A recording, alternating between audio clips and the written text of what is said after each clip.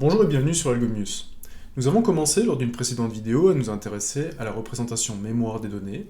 Qu'est-ce qui se passe en mémoire quand j'utilise une variable? Qu'est-ce qui se passe en mémoire quand j'utilise un tableau? On avait vu que l'on pouvait améliorer les choses, notamment quand on modifie très souvent la structure du tableau, quand on ajoute des éléments, quand on en enlève. On pouvait passer par ce qu'on appelle une liste chaînée, qui en fait ne prenait pas des éléments contigus en mémoire, mais en fait permettait simplement que chaque élément connaisse quel est l'élément qui le suit. Donc, on était resté là-dessus, on avait programmé une liste chaînée simple, donc c'est-à-dire chaque élément connaissait son prochain, on pouvait parcourir la liste, on pouvait insérer en tête, on pouvait insérer en queue, et on pouvait supprimer un élément. Tout marchait bien. On est juste rendu compte qu'il y avait deux petits détails qu'on pourrait peut-être encore régler. Le premier, c'est qu'on n'arrivait pas à faire de retour en arrière dans la liste, et ça on s'en était rendu compte au moment où on essayait de supprimer un élément. À partir du moment où on avait rencontré l'élément, eh bien on pointait déjà dessus. Et ce que l'on voulait faire, en fait, c'était raccrocher l'élément qui était juste avant celui que l'on veut supprimer à celui qui est justement après. Et ce retour était impossible. Donc ça, c'était un des premiers problèmes que l'on avait et qui nous imposait d'avoir une espèce de pointeur qui suivait le pointeur sur lequel on était. Bon, pas vraiment pratique, mais ça marchait quand même. Donc on va essayer de voir comment est-ce qu'on peut résoudre déjà ce premier problème. Deuxième problème, on s'est rendu compte que pour une insertion en queue, on devait parcourir toute la liste chaînée. Ça aussi c'est un problème, puisque si la liste devient très très longue, eh bien en fait vous pouvez parcourir énormément d'éléments pour faire une insertion en queue. Et c'est peut-être quand même une opération que l'on veut, si jamais par exemple on veut utiliser des piles ou des fils, si on veut utiliser notre liste chaînée comme une pile ou comme une file. Bon, donc deux problèmes qu'on va essayer de régler. La première, le retour en arrière sur un élément, et la deuxième, accéder plus rapidement à l'élément de queue pour pouvoir insérer un nouvel élément en queue. Ok, donc on va voir comment tout ça se passe.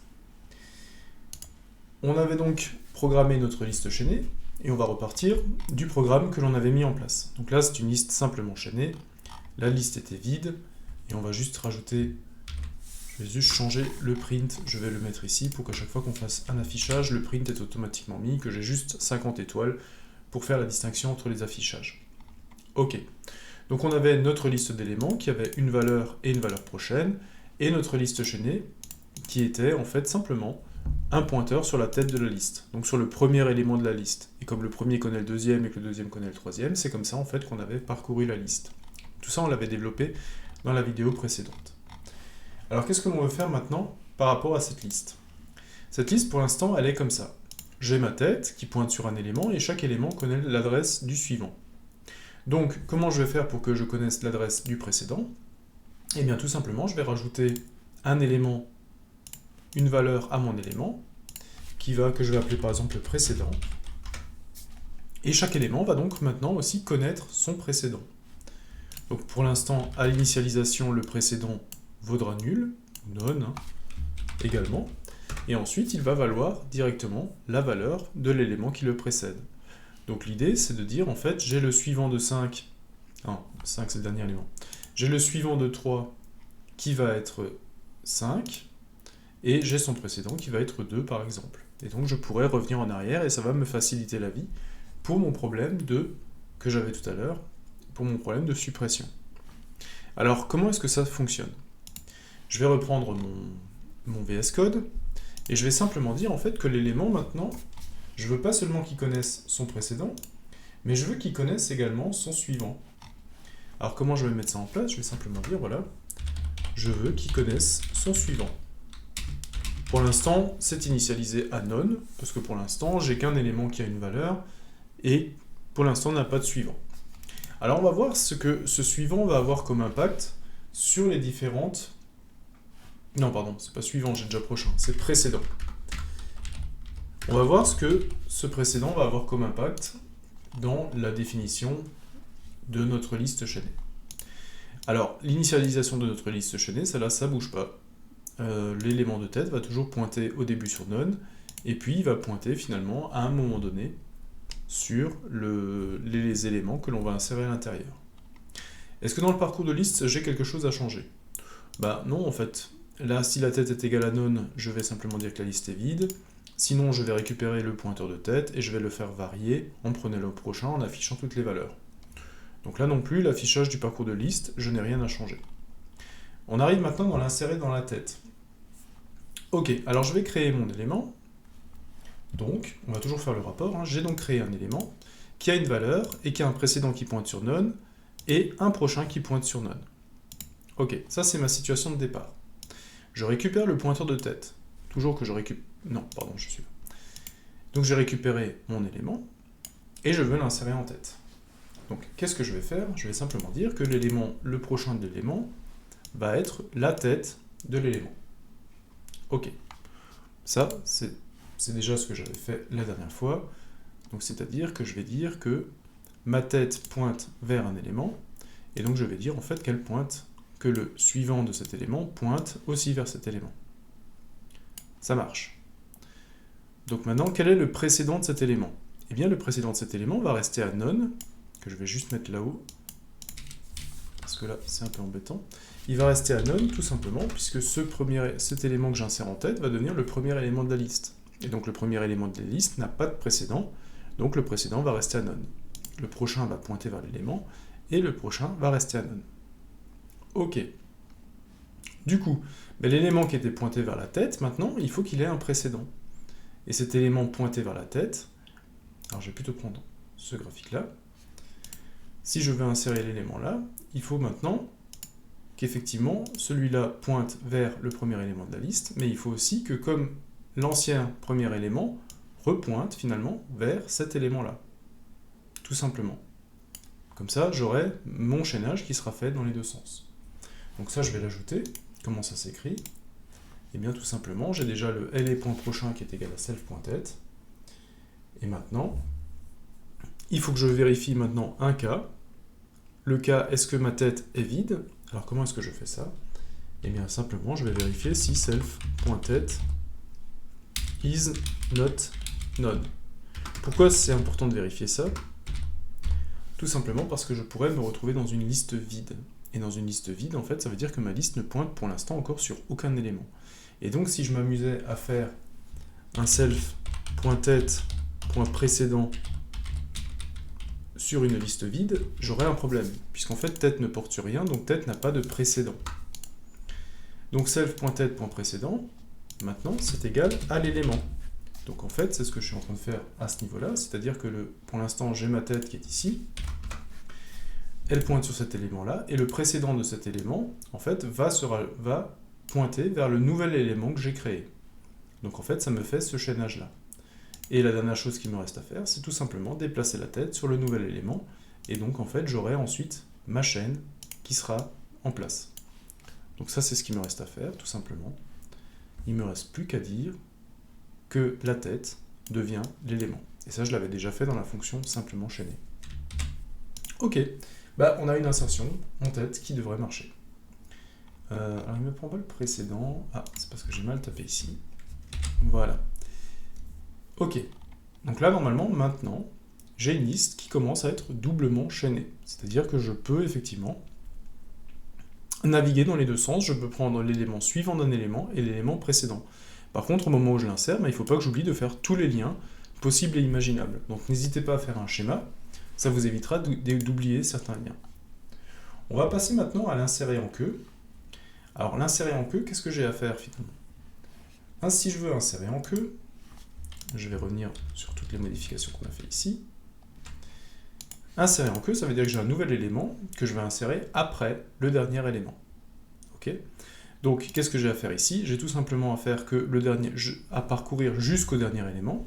Donc ça, je le faisais déjà. L'insertion en queue, elle commençait par quoi? Elle commençait par créer un élément, puis elle récupérait le pointeur de tête. Si le pointeur ne pointait sur rien, et bien tout simplement la tête devenait cet élément-là, tout simplement. Donc avec l'élément qui pointe sur none en précédent et en suivant, c'est-à-dire que j'ai ça, et que pour l'instant j'ai une liste vide, et bien tout simplement ma liste devient l'élément. Et j'ai terminé, tout simplement. Maintenant, imaginons que j'ai déjà une liste qui contient des données, et je veux l'insérer en fin. Eh bien, en fait, ça veut tout simplement dire qu'il faut que le dernier élément, je parcours jusqu'au dernier élément, donc ça ne change pas, c'est ce que je faisais déjà tout à l'heure, enfin avec ma liste simplement chaînée. Tant que le prochain n'est pas nul, ça veut dire tant qu'il y a un prochain, en fait, eh bien, je prends le prochain de l'élément courant. Et ça veut dire en fait que j'ai un élément, j'ai un prochain, oui, bah j'y vais. J'ai encore un prochain, oui, bah j'y vais. Et quand est-ce que je m'arrête? Je m'arrête en fait quand il n'y a plus de prochain. Et le seul élément qui n'a aucun prochain, c'est le dernier élément. Et donc qu'est-ce que je fais? Eh bien je prends le dernier élément et je dis que point prochain pointe vers élément. C'est-à-dire que je suis sur le dernier élément, donc celui-là avec la valeur 7, et je dis que son pointeur prochain va maintenant pointer sur le nouvel élément que j'ai créé. Mais maintenant je suis en liste doublement chaînée. Donc ça veut dire qu'il ne faut pas que j'oublie que le précédent du dernier élément maintenant doit être l'avant-dernier. Et donc ce chaînage, je dois le faire aussi. Et ce chaînage, eh bien je le fais comment? Eh bien je l'écris comme je l'ai dit, en fait, l'élément point précédent devient le dernier élément de ma liste. Et j'en ai déjà terminé avec la modification de mon inséré que. Ce que je veux au final, c'est avoir finalement cet élément qui est inséré en fin. Il est bien, l'élément 7 est devenu l'élément avant-dernier, donc il a bien un successeur qui est mon élément. Mon nouvel élément a bien un prédécesseur qui est l'ancien dernier élément qui maintenant est devenu l'avant-dernier. Et j'ai bien un pointeur suivant sur le dernier élément qui est un nul, montrant en fait que je suis sur le dernier élément. Ok, génial, tout fonctionne, tout ça, ça marche. On testera après, on fera naturellement quelques tests. Donc qu'est-ce qu'il me reste à voir? Alors il me reste à voir plusieurs choses. Il me reste à supprimer un élément. Alors supprimer un élément, on avait vu avec la liste simplement enchaînée qu'on avait un pointeur hold qui permettait en fait de suivre pas à pas notre pointeur. À chaque fois qu'on déplaçait le pointeur vers le prochain, on sauvegardait en fait la valeur du pointeur sur lequel il était. Et ça servait en fait, quand on supprimait un élément, eh bien l'élément précédent c'est celui qui était pointé par hold. Et ça nous permettait de en fait modifier directement les liens. Bon, alors là qu'est-ce qu'on a comme cas à différencier? Alors on a toujours récupéré P, la tête de la liste, pour ne pas modifier la tête, et while P is not none, c'est-à-dire que tant que P pointe vers quelque chose, on va prendre en fait P point prochain. D'accord? On va toujours continuer. Donc quels sont les cas que l'on veut distinguer ici? Donc d'abord on va essayer de voir, est-ce que la valeur de l'élément sur lequel je pointe, c'est la valeur que je cherche? Si oui, bah, en fait je suis directement sur l'élément à supprimer. Sinon, bah, en fait je ne fais rien. Je ne fais rien, en fait, je vais simplement au prochain. Ok. Donc qu'est-ce que je vais faire? Je vais déjà me débarrasser du cas où j'ai qu'un seul élément dans la liste. Alors, comment est-ce que je peux savoir que j'ai qu'un seul élément dans la liste? Eh bien maintenant, j'ai une particularité, c'est que si j'ai qu'un élément dans ma liste, bah, c'est une liste comme ça, c'est-à-dire que ce seul élément a à la fois pas de prédécesseur et pas de successeur. Ça, ce sont les informations que je peux avoir si j'ai aucun élément. Donc je vais déjà me débarrasser de ce cas-là. Donc if P point précédent is none and P point prochain is none, c'est-à-dire en fait que je suis sur un élément qui n'a pas de prochain et pas de précédent. Et donc dans ce cas-là, je suis sur un cas où j'ai qu'un seul élément. Bah ça c'est le cas le plus simple en fait, puisqu'il me suffit de dire que self.tête égale none. C'est-à-dire que j'ai un seul élément dans ma liste, c'est l'élément que je veux supprimer, et bien en fait, qu'est-ce que je vais faire? Je vais simplement me retrouver avec une liste vide. Et une liste vide, c'est simplement remettre none dans la tête, c'est-à-dire d'avoir une tête qui pointe sur rien. Alors quels sont les autres éléments que je peux retrouver? Je vais mettre ça pour l'instant un peu en bas. Alors je vais faire un elif. Sinon, si je ne suis pas sur une liste à un seul élément, quels sont les cas que je peux vérifier? Je peux vérifier est-ce que je suis sur le premier élément. Donc, le premier élément a ce truc-là de dire, a cette particularité de dire, en fait, je n'ai pas de précédent. Si je suis sur le premier élément, en fait, il n'y a pas de précédent. Ok, qu'est-ce que je fais si je suis sur le premier élément? Eh bien, en fait, tout ce que je fais, c'est que je fais self.tête devient, en fait, le prochain, l'élément prochain, et self.tête.précédent égale none. Alors pourquoi je fais ça? Je dis simplement que self.tête, ça devient le prochain. Si on explique cette ligne-là, ça veut dire par exemple, je suis sur ma tête ici, et je veux supprimer le premier élément qui contient 3. eh bien en fait je vais pointer ma tête, va pointer finalement sur le suivant de ma tête. Donc ce que je veux en fait c'est ne plus pointer là-dessus, mais pointer sur le deuxième élément. Et la deuxième chose que j'ai à faire, c'est que maintenant que 11 est devenu le premier élément, eh bien il ne doit plus pointer sur l'ancien premier élément, lui doit pointer maintenant sur nul. Et bien c'est exactement les deux choses que j'ai faites ici. J'ai pris la tête devient le prochain, et le précédent de la tête, je l'ai mis à none. Ok, donc ça c'était le cas où j'ai supprimé le premier élément. Autre élément remarquable, on pourrait essayer de voir quel est le dernier élément. Alors le dernier élément de ma liste, eh bien c'est celui qui n'a pas de prochain. Comme le premier c'est celui qui n'a pas de précédent, eh bien le dernier c'est celui qui n'a pas de prochain. Donc celui qui a un élément de p.prochain qui est égal à none. Alors comment je vais faire dans ce cas bien précis? Ben, en fait c'est tout simple, hein. Je vais revenir dans mon cas et l'expliquer. Je vais donc revenir en arrière, j'avais ma liste qui était là. Voilà, tout est bon. Je suis sur le dernier élément et je veux supprimer l'élément 7. Bah, qu'est-ce qui va se passer? Tout simplement. Bah, en fait, je vais simplement dire que je vais prendre l'avant-dernier élément et je vais le faire pointer sur nul. Tout simplement. L'avant-dernier élément pointant sur nul, le dernier élément, plus rien ne pointe dessus, donc ça veut dire que le dernier élément est automatiquement supprimé, et le 8 devient le dernier élément puisqu'il n'a plus de prochain. Donc voilà un peu la seule chose que j'ai à faire ici. Donc je vais simplement dire, voilà, si je suis sur le dernier élément, eh bien je vais chercher quel est l'élément qui le précède, donc ça c'est facile à faire, hein, c'est simplement précédent, et précédent point prochain, donc c'est-à-dire que je prends l'avant-dernier élément, et le prochain de l'avant-dernier élément, eh bien je lui dis simplement que c'est none, j'ai plus de suivant. Ok, donc maintenant j'ai traité le cas où j'ai une liste avec un seul élément, j'ai traité le cas où je suis sur le premier élément, j'ai traité le cas où je suis sur le dernier élément, et donc maintenant les autres cas, c'est tout simplement une suppression en plein milieu de la liste. Alors qu'est-ce que je vais faire si je supprime en plein milieu de la liste? Ben, on va le reprendre. Je veux par exemple, alors je vais remettre ça, maintenant ce que je veux par exemple faire, c'est supprimer soit la valeur 11, soit la valeur 8. Je vais supprimer par exemple la valeur 8. Eh bien la valeur 8, j'ai deux choses à faire.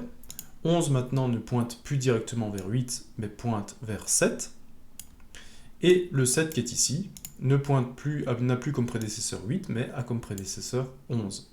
Et donc là, en faisant ces deux petites manipulations, eh bien j'ai complètement viré l'élément 8. Plus rien ne pointe sur le 8, donc le 8 est automatiquement supprimé, et les liens ont été faits entre l'élément 11 et l'élément 7. Ben, il ne me reste plus qu'à écrire ça en fait. Alors, on va faire ça dans l'ordre. Je vais prendre l'élément précédent à l'élément que je veux supprimer, et son suivant, son prochain, je vais le faire pointer sur l'élément d'après. Donc là, c'est un peu une gymnastique, mais si vous faites un schéma, c'est assez compréhensible. Donc je prends le précédent de l'élément à supprimer, et son prochain, je le fais pointer sur quoi? Eh bien, je le fais pointer sur l'élément qui suit l'élément courant, donc l'élément à supprimer. Je prends l'élément précédent à l'élément à supprimer, et je fais pointer son prochain sur le prochain de l'élément à supprimer. Donc c'est exactement ce que j'ai fait ici. J'ai pris le précédent de l'élément à supprimer qui était 8, et je fais pointer son prochain sur le prochain de l'élément, qui est l'élément 7. Et maintenant, il me reste la deuxième manip à faire, de prendre l'élément suivant à l'élément à supprimer, et son précédent, je le fais partir sur le précédent de l'élément à supprimer.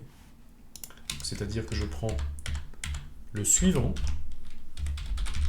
de l'élément à supprimer, et son précédent, ça peut paraître un petit peu lunaire, mais je le fais pointer sur, ça devient le précédent de l'élément que je veux supprimer. Alors c'est pas suivant, c'est prochain, décidément. Voilà, et donc j'ai refait mes liens. À partir du moment où j'ai fait une suppression, ce que je vais faire, c'est que je fais un return, ça me permettra de ne supprimer qu'une seule occurrence. Si des fois j'avais 2 sets dans ma liste chaînée, je ne supprimerai que le premier, puisque j'aurai un return qui me permettrait de revenir en arrière. Et donc là, on voit que dans tous les cas, en fait, je n'utilise plus ma variable hold. D'ailleurs, Python me le signale. Il me dit que cette variable, il ne la met plus dans la même couleur que les autres, elle a l'air de ne pas être utilisée. Et effectivement, cette valeur n'est jamais utilisée, et donc je peux me passer de mon hold. Voilà.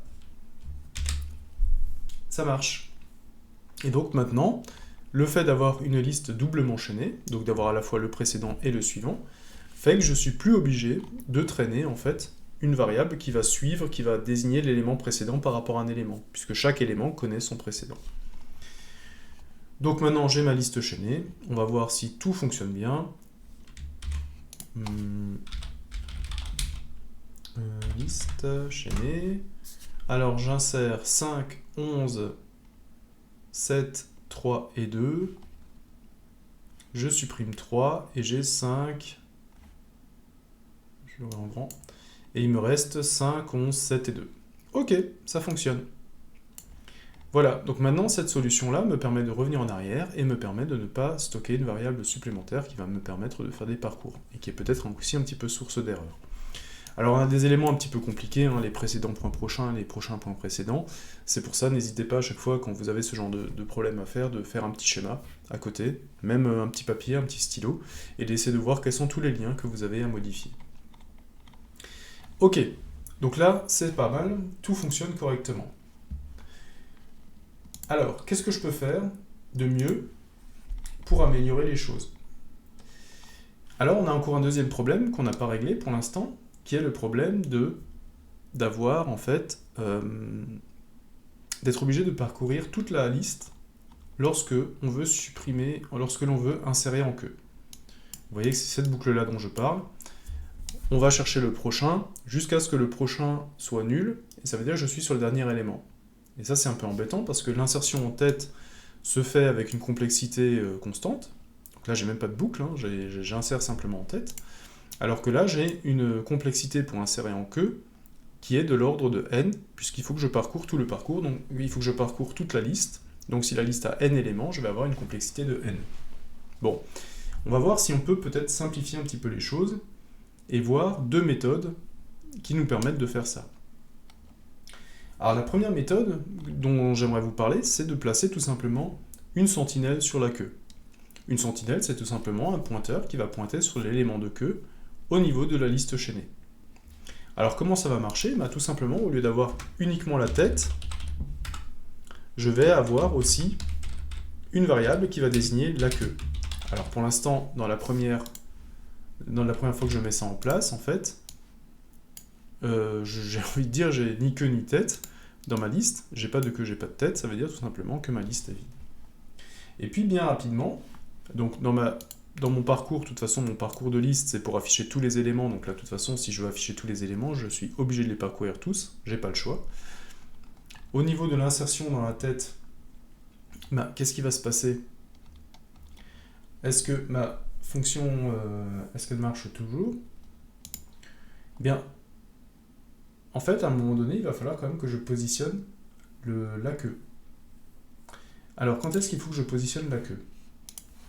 Eh bien, on avait vu, bon, je reprends le schéma de ma liste, si jamais ma liste est vide, okay, si jamais ma liste est vide, ça veut dire que à la fois j'ai ma tête qui doit pointer sur la liste, mais maintenant il faut aussi que j'ai ma queue qui pointe sur la même liste, puisqu'effectivement, une liste d'un seul élément, eh bien en fait la tête et la queue sont finalement le même élément. Le premier et le dernier élément sont le même élément. Donc ça, il ne faut pas que j'oublie que si jamais j'insère une liste en tête et que ma liste pour l'instant est vide, il ne faut pas que j'oublie de positionner la queue. Alors là je vérifie déjà si elle n'est pas vide, donc ça veut dire que si elle est vide, je serai dans le cas du else. Et qu'est-ce que je fais ici? Je viens simplement, je veux dire que self.queue égale elé. C'est-à-dire que je positionne l'élément que j'insère, il est à la fois en tête et il est à la fois en queue. Tout simplement. Si jamais j'ai un élément, j'ai déjà une liste telle qu'elle est fabriquée à ma droite. Alors attendez, je sais pas, j'aurais voulu remettre les liens. Voilà. Si jamais j'ai une liste qui est déjà formée, ça veut dire que j'ai ma queue, quelque part, qui est ici, et qui pointe sur le dernier élément. Okay. Eh bien, lors d'un insert en tête, tout simplement, comme on l'a vu tout à l'heure, le 7 va être en première valeur de la tête, et la tête va se décaler, mais ça n'aura aucun impact, en fait la queue va continuer à pointer sur le même élément. Donc je n'ai rien à faire de spécial sur mon pointeur de queue lorsque j'insère en tête. celui-là ne sera pas modifié. La seule chose qu'il faut que je fasse attention, effectivement, c'est de bien le positionner si jamais c'est le seul élément que j'insère dans la liste. Et ça, je m'en suis occupé. Ok. Du coup, qu'est-ce que je peux encore faire? Alors, l'insertion en queue, c'est justement cette fonction-là que je veux modifier et qui va être le plus intéressant à modifier. Alors, je vais créer mon élément, comme d'habitude. Je vais prendre un pointeur qui pointe sur la tête, pour ne pas avoir à modifier la tête. Et si le pointeur de tête est nul, ça veut dire que cette fois-ci, je suis encore une fois dans une liste vide. Et si je suis encore une fois dans une liste vide, eh bien j'ai à faire la même chose qu'au-dessus. Ça veut dire que je positionne le pointeur de tête sur le nouvel élément, et il faut que je positionne le pointeur de queue également sur le nouvel élément. Ok. Et donc maintenant, c'est cette boucle dont je veux me débarrasser.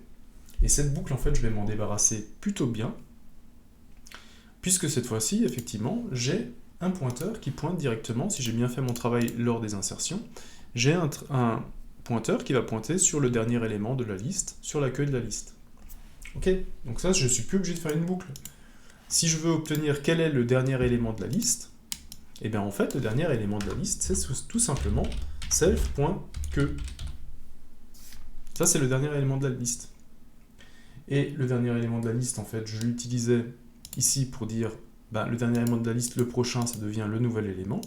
Ok, le self, ça veut dire que la queue, la prochain du queue devient l'élément. Ça veut dire que là, avec la queue, je pointe sur le dernier élément, eh bien, je ramène juste le prochain sur le nouvel élément. Et il ne faut pas que j'oublie que le nouvel élément, point précédent devient donc le nouvel élément point précédent devient self.queue. Ça veut dire que je fais le précédent de l'élément devient self.queue. Voilà, j'ai chaîné les deux. Et maintenant, en fait, comme le 7 qui est ici a été remplacé par... Non, j'ai aussi un 7, je vais mettre une autre valeur 6, a été remplacé comme dernier élément par celui-là, et bien en fait, il faut que je déplace aussi le pointeur de queue sur le nouveau dernier élément.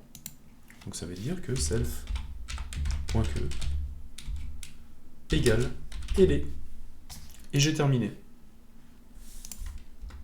Et vous voyez que maintenant, je me suis débarrassé de ma boucle. Grâce à ma sentinelle, en fait, je ne parcours plus tous les éléments, je vais simplement récupérer l'élément de queue, si jamais il y en a un, enfin, s'il y a un élément dans la liste, il y a forcément un élément de queue, et donc je vais simplement ajouter le nouvel élément en queue de ce dernier élément. Et donc j'ai plus à faire de boucle. Donc ça va me faire gagner du temps. La fonction qui avant était en complexité de n, grâce à l'élément de queue, est maintenant devenue une fonction à complexité constante. J'ai plus de boucle dedans. Ok, est-ce qu'il y a encore des choses à faire? Il y a encore des choses à faire au niveau de la fonction supprimée, naturellement. Il faut aussi maintenir la queue de la tête correctement. Donc c'est-à-dire que si je suis dans le cas où on a vu tout à l'heure, je n'ai ni prochain ni précédent, ça veut dire que je suis sur l'unique élément de la liste, et si je supprime cet unique élément, eh bien, je reviens à l'état initial de ma liste, et ça veut dire que je n'ai pas de tête et que je n'ai pas de queue. Donc ça, il ne faut pas que j'oublie de le faire, sinon je vais continuer à pointer avec ma queue sur un élément qui n'existe plus.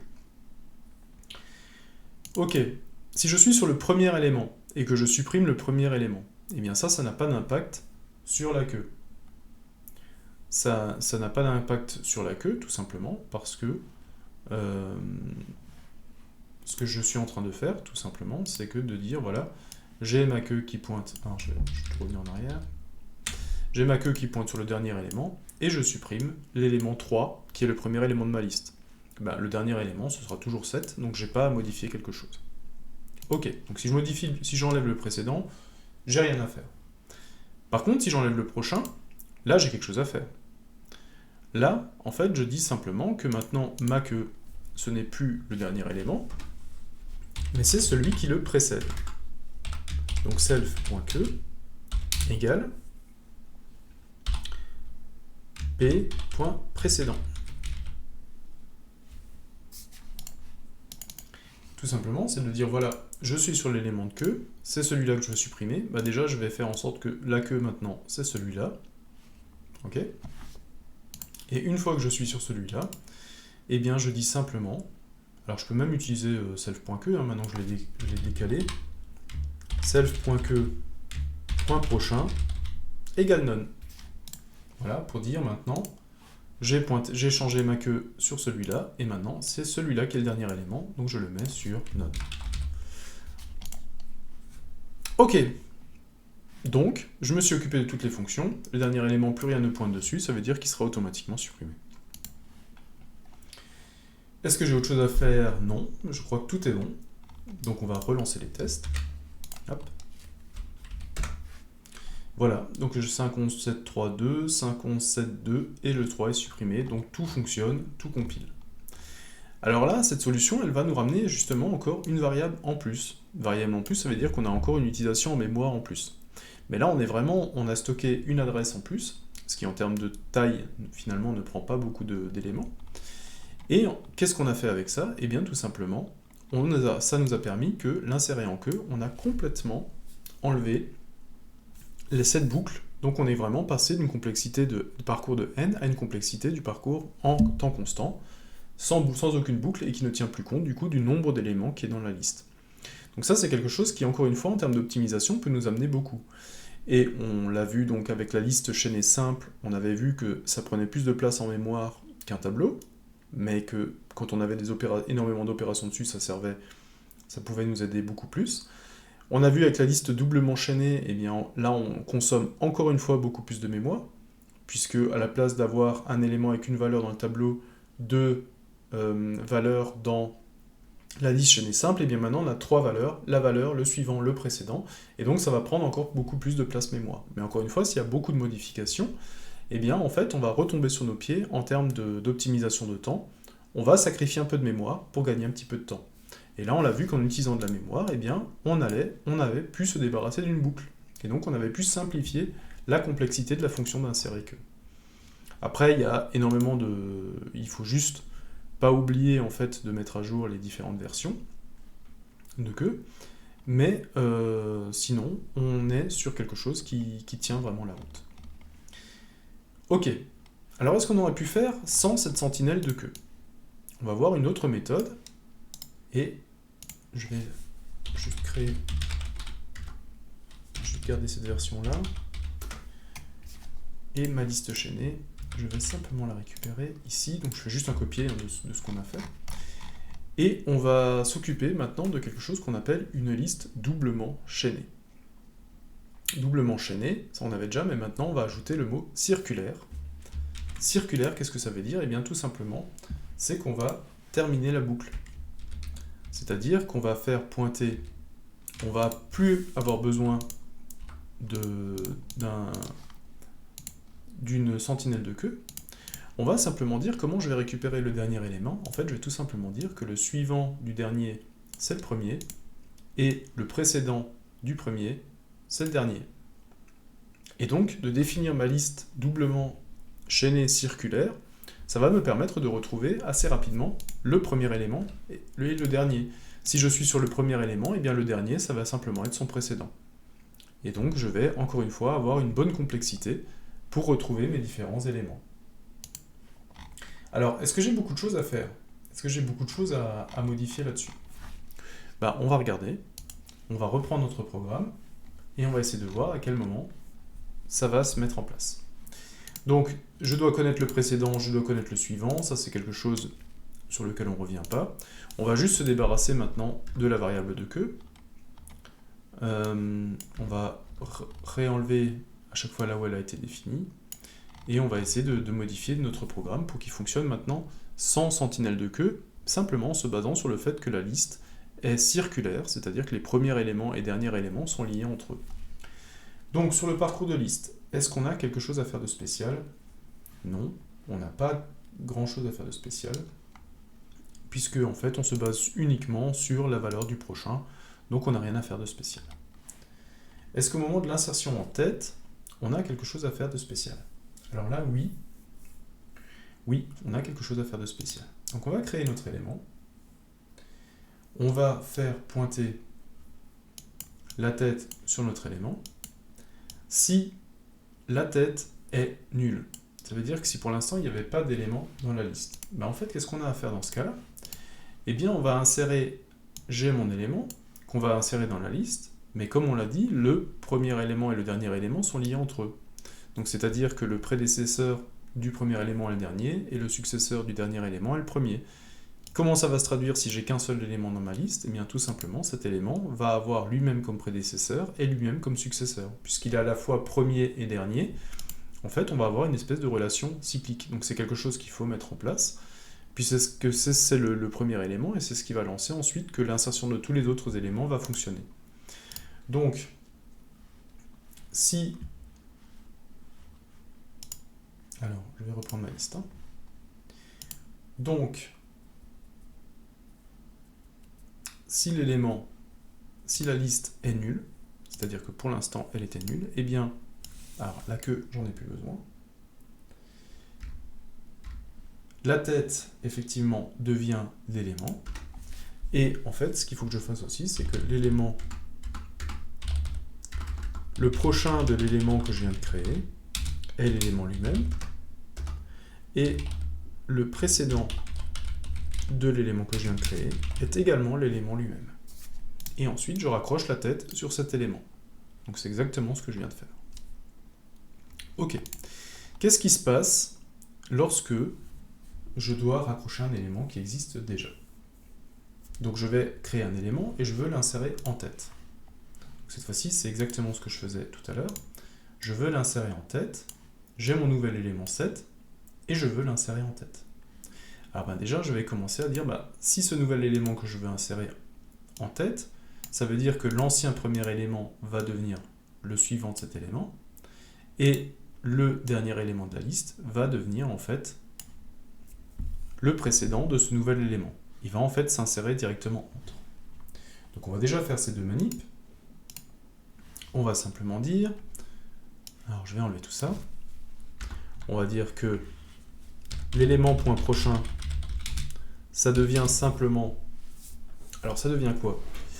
L'élément point prochain, ça devient, comme cet élément va devenir le premier élément de la liste, ça va devenir celui qui pour l'instant est le dernier. Et le dernier élément de la liste, comment je le récupère?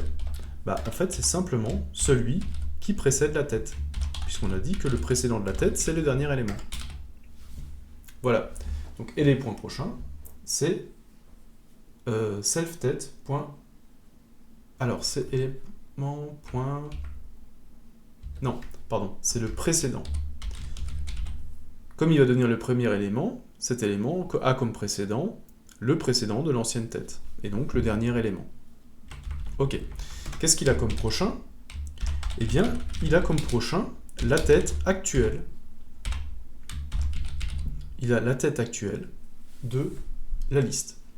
Ok, donc là j'ai raccordé maintenant les deux ici. J'ai raccordé celui-là au dernier élément, j'ai raccordé celui-là au premier. Qu'est-ce qu'il me reste à faire? Le précédent de la tête actuelle doit maintenant pointer sur le nouveau premier.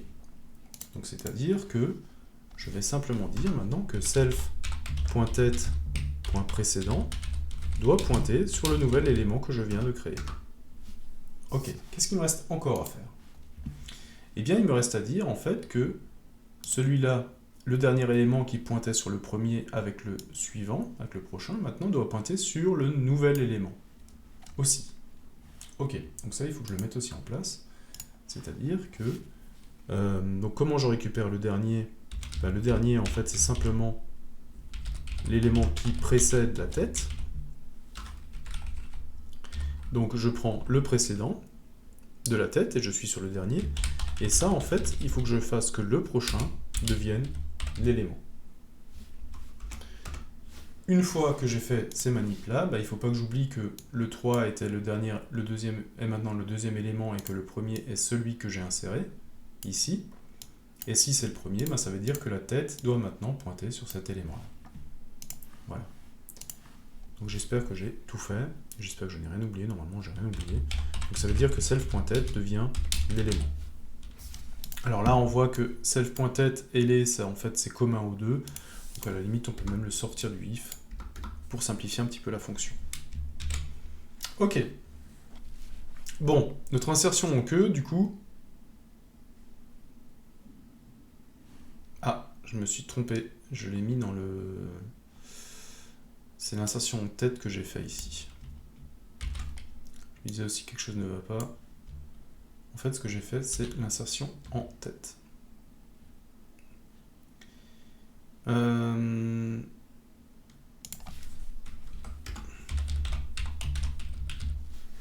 C'est toute la partie de l'insertion en tête que j'ai fait. Mais bon, donc je le remets dans l'insertion de tête, et je vais naturellement faire la même chose pour l'insérer en queue. Ouais, je me suis un peu trompé là-dessus. Bon, c'est pas très grave. Alors, l'insertion en queue, comment ça marche? De nouveau, on va reprendre l'exemple depuis le début, on va remettre toute la situation initiale. Maintenant, cette fois-ci, on veut juste que la valeur 6, en fait, je l'insère en queue. C'est-à-dire que ce soit le nouvel élément de queue, le nouveau dernier élément. Ok, on va commencer déjà par traiter l'élément là. Qu'est-ce que je vais faire? Déjà, si c'est le dernier élément, ça veut dire qu'il a en prédécesseur le premier. Ok, on va écrire ça. Donc ça veut dire que... Alors je traiterai le cas après où la liste est nulle. Donc ça veut dire que l'élé.précédent est égal à self.tête. Le précédent de mon élément devient la tête. Ensuite, qu'est-ce que j'ai à faire? Eh bien, le suivant devient l'ancien... Non, je me suis trompé, pardon. Ouais, des fois je me suis emmêlé les pinceaux. Donc le précédent, en fait, est le dernier, et le suivant, en fait... Et c'est le suivant qui devient le premier. Pardon. Je me suis un peu emmêlé les pinceaux. Donc le précédent devient l'ancien dernier. Donc l'ancien dernier, c'est quoi? Eh bien, c'est le précédent de la tête. Et le suivant devient la tête de la liste, qui est self.tête. Non, prochain. Ok, donc là, j'ai raccordé les deux. Maintenant, qu'est-ce qu'il reste à faire? Eh bien, en fait, le précédent du premier n'est plus l'ancien dernier, mais est le nouveau dernier. Donc ça, je vais le mettre aussi en place. Ça veut dire que self.tête.précédent devient le nouvel élément. Et pour la même raison, en fait, le suivant de l'ancien dernier élément n'est plus le premier, mais est le nouveau dernier élément. Et donc ça veut dire que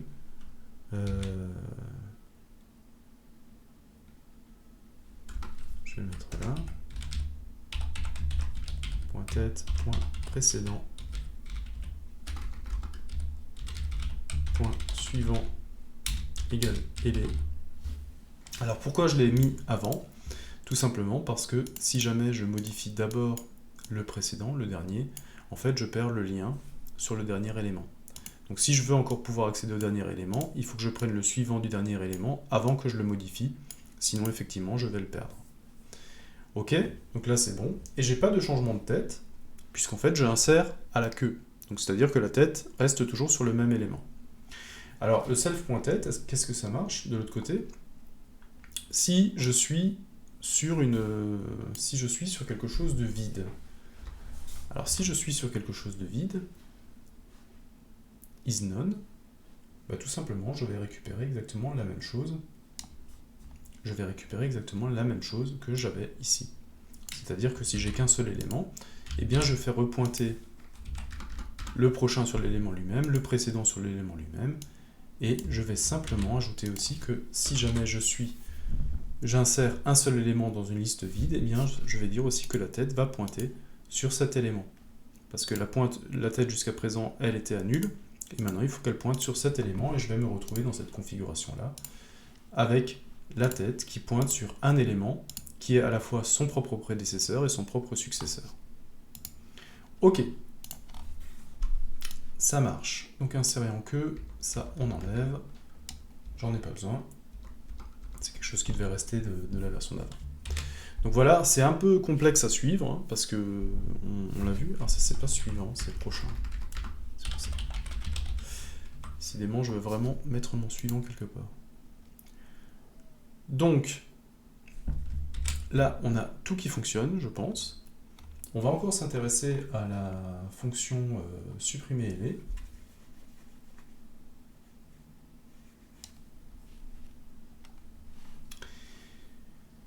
Alors la fonction supprimer elle est intéressante parce qu'en fait elle se basait en fait sur des propriétés qui n'existent plus pour déterminer en fait l'élément à supprimer.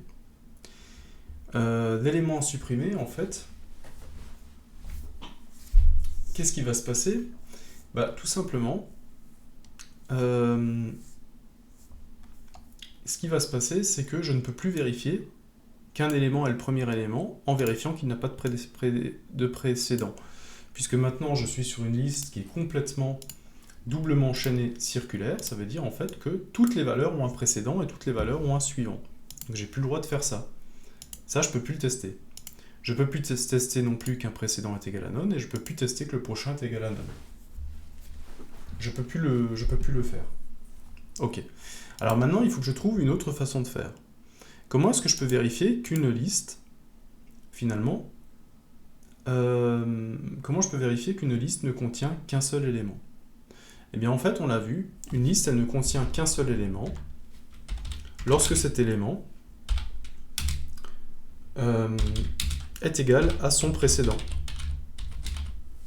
Donc, quand cet élément est lui-même son propre précédent, c'est la configuration que j'avais tout à l'heure, ici, eh bien, en fait, j'ai qu'un seul élément. Cet élément est lui-même prédécesseur de lui-même et successeur de lui-même.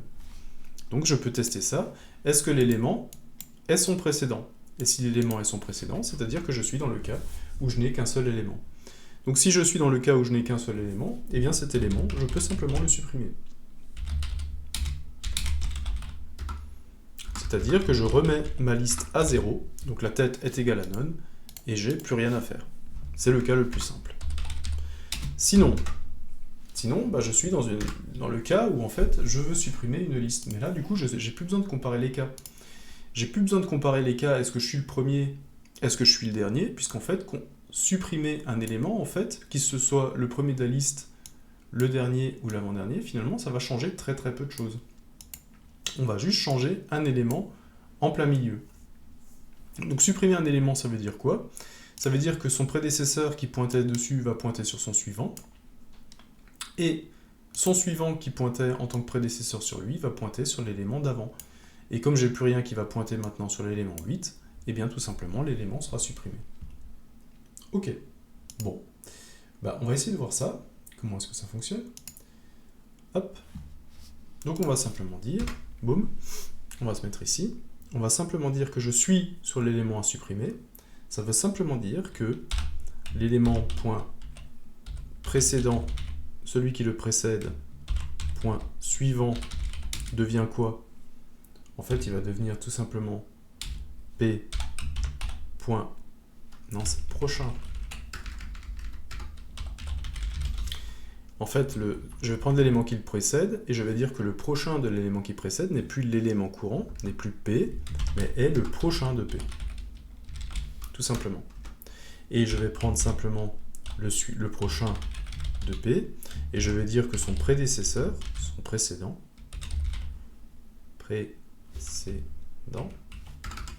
son précédent, en fait, c'est quoi? Ce n'est plus P, mais c'est le précédent de P.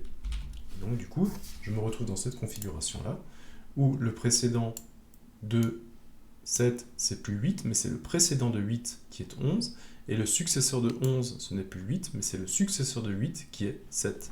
Et donc, ça me permet de raccrocher les wagons.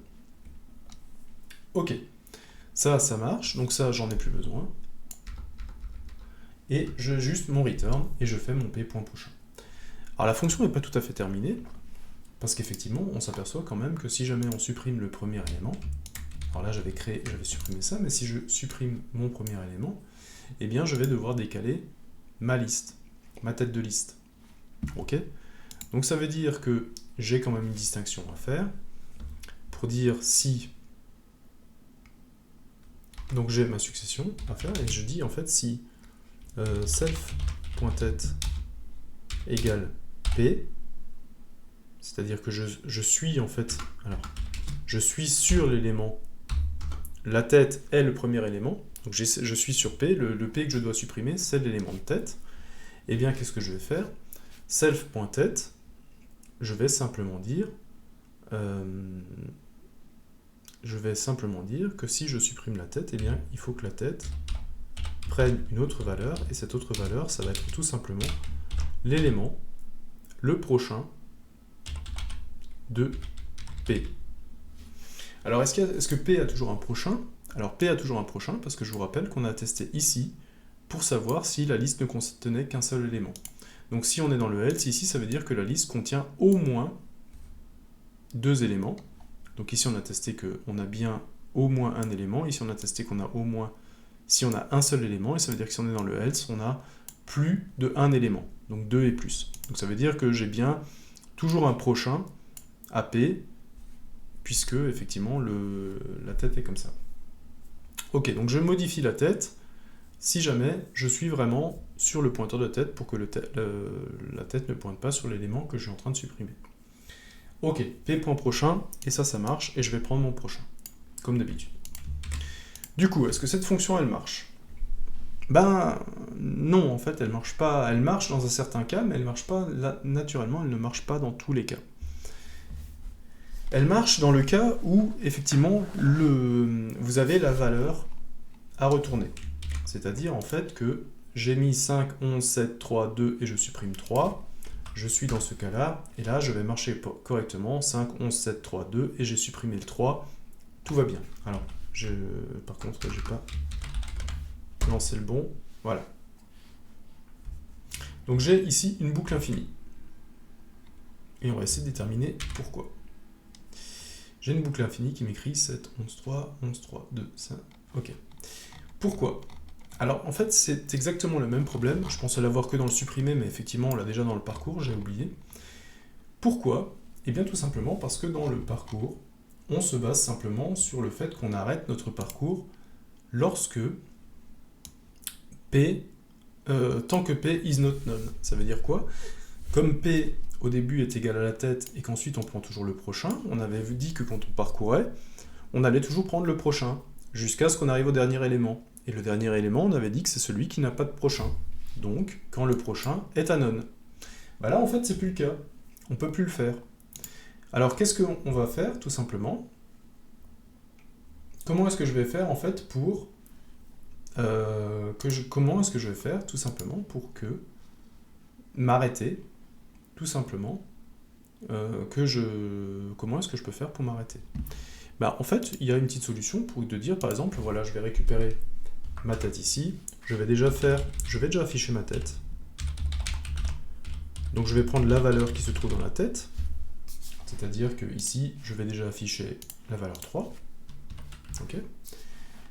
Cette fois-ci, dans P, je ne vais pas prendre la tête, mais je vais prendre le suivant, en disant que la valeur de la tête, je l'ai déjà affichée. Maintenant, on va juste prendre le suivant, donc c'est-à-dire que je vais prendre avec P l'élément 11. Et en fait, ma boucle, ce que je vais faire, c'est tout simplement, je vais dire,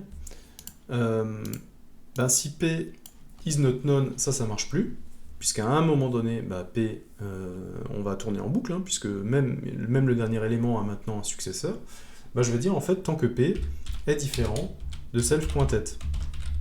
C'est-à-dire que tant que P ne pointe pas sur le même élément que la tête, pourquoi? Parce que 11 ne pointe pas sur la tête, 8 ne pointe pas sur la tête, 7 ne pointe pas sur la tête, et quand je serai revenu ici, je pointerai sur le même élément que ma tête et je m'arrêterai.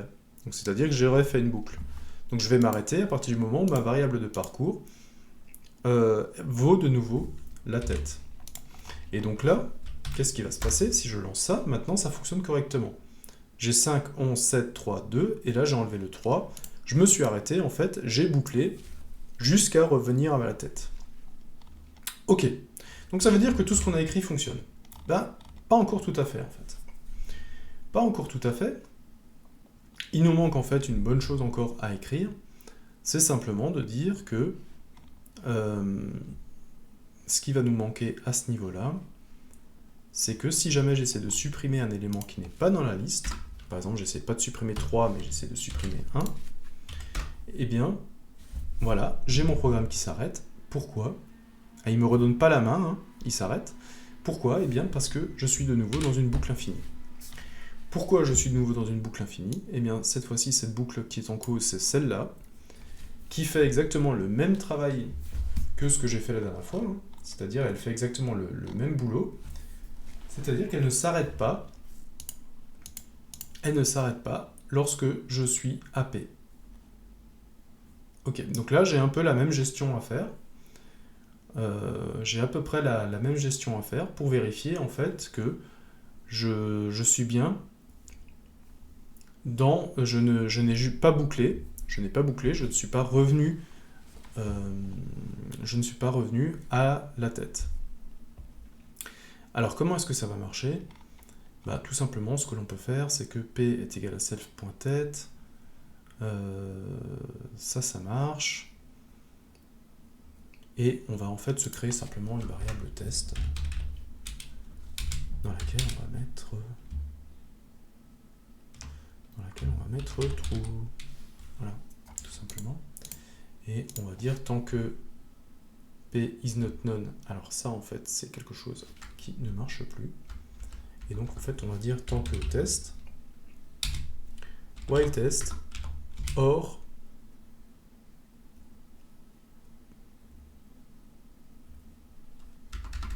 ouais, on va simplement faire un test comme ça. On va déjà essayer de voir où on va. On fait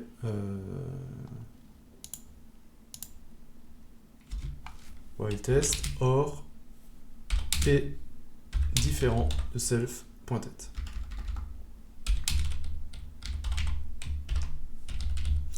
Alors qu'est-ce que j'essaie de faire ici? Tout simplement, c'est de dire je vais créer justement un test pour rentrer la première fois dans la boucle. Je vais simplement créer l'entrée de la première fois dans la boucle. Alors pourquoi je fais ça? Parce qu'en fait, si je fais p égale self.tête, la première fois, je veux pouvoir y rentrer. Parce que je veux pouvoir y rentrer. Donc en fait, je vais simplement mettre mon test en place, comme ceci. Tant que test, or p différent de self.truc. Et à partir du moment où je suis dans ma boucle, eh bien, j'annule simplement mon test. Donc ça, c'est quelque chose auquel il faudrait peut-être repenser un petit peu plus. Hein. C'est pas forcément le plus joli, mais pour l'instant, ça va marcher. Donc je fais un test égal true pour rentrer dans ma boucle la première fois. À partir du moment où je suis passé une fois, je mets à false. Ce que j'essaie de simuler, c'est la structure avec le tant que en fin, faire tant que, qui n'existe pas en Python à ma connaissance. De cette boucle-là, en fait, on fait au moins un tour et qu'on s'arrête. Donc effectivement, là, je fais en sorte que je rentre dans ma boucle avec la première fois que le test, parce qu'effectivement, le premier coup, eh bien, P n'est pas différent de self.tête, donc je vais ensuite mettre mon test à false, et ensuite, ce qui va me permettre de sortir de la boucle, c'est que mon test sera toujours à false, et que je vais sortir de la boucle lorsque P sera égal à self.tête. Et donc là, normalement, si je le relance, vous voyez que cette fois-ci, ça m'a bien affiché ma liste qui est de 5, 11, 7, 3, 2, et ça m'écrit bien 5, 11, 7, 3, 2, donc ça n'a rien supprimé. Et j'ai pu en fait installer, j'ai pu du coup modifier ma fonction de suppression pour qu'elle agisse aussi sur un élément qui ne serait pas dans la liste, sans provoquer de boucle infinie. Donc là, maintenant, on a une structure qui fonctionne plutôt bien. On a une structure en double liste chaînée circulaire. Vous avez vu qu'on s'est attaché un petit peu à supprimer les boucles inutiles, à part la variable de parcours qui est encore une boucle, et la variable de suppression. Mais la variable de suppression, c'est normal, puisqu'en fait, on essaie de supprimer un élément, mais on ne sait pas où il est. Si jamais j'avais eu à écrire une fonction de suppression en queue ou une suppression en tête, pareil, ce sont deux fonctions qui s'exprimeraient dans un temps constant. Donc là, on n'aurait pas de souci à ce niveau-là. Donc, vous voyez comment est-ce qu'on peut avoir une structure de données et comment toujours un petit peu l'améliorer pour gagner du temps. Encore une fois, on a gagné du temps en sacrifiant de la mémoire. Hein. Tout ce que l'on a créé ici, en termes de mémoire, c'est beaucoup moins efficace qu'un tableau. Mais c'est beaucoup plus efficace quand vous êtes toujours en train de modifier des valeurs, ajouter des valeurs ou supprimer des valeurs. Donc c'est toujours comprendre ce qu'il y a derrière, ça va nous permettre de faire les bons choix quand ils vont se présenter à nous.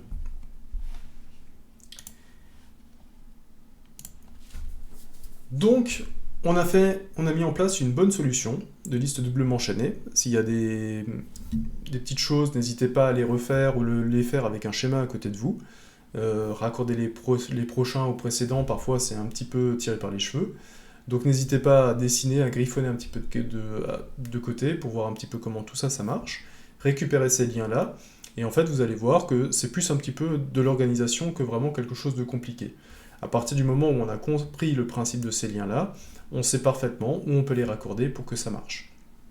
Donc maintenant, On a une solution qui est fiable, qui va nous faire gagner du temps, sur lesquels on s'est débarrassé de tout ce que l'on pouvait faire pour arriver à un temps constant dans les différentes fonctions. Et ce qui peut nous intéresser aussi maintenant, c'est d'arriver à décliner cette liste doublement chaînée circulaire en des structures de données qu'on a besoin d'utiliser parfois quand on est développeur, comme les piles ou les fils. C'est quelque chose que l'on va voir encore, comment est-ce qu'on peut améliorer ça, quelles sont les fonctions qui nous manquent dans notre liste doublement chaînée, pour pouvoir faire en sorte que cette liste doublement chaînée puisse travailler comme une pile ou comme une file. À bientôt!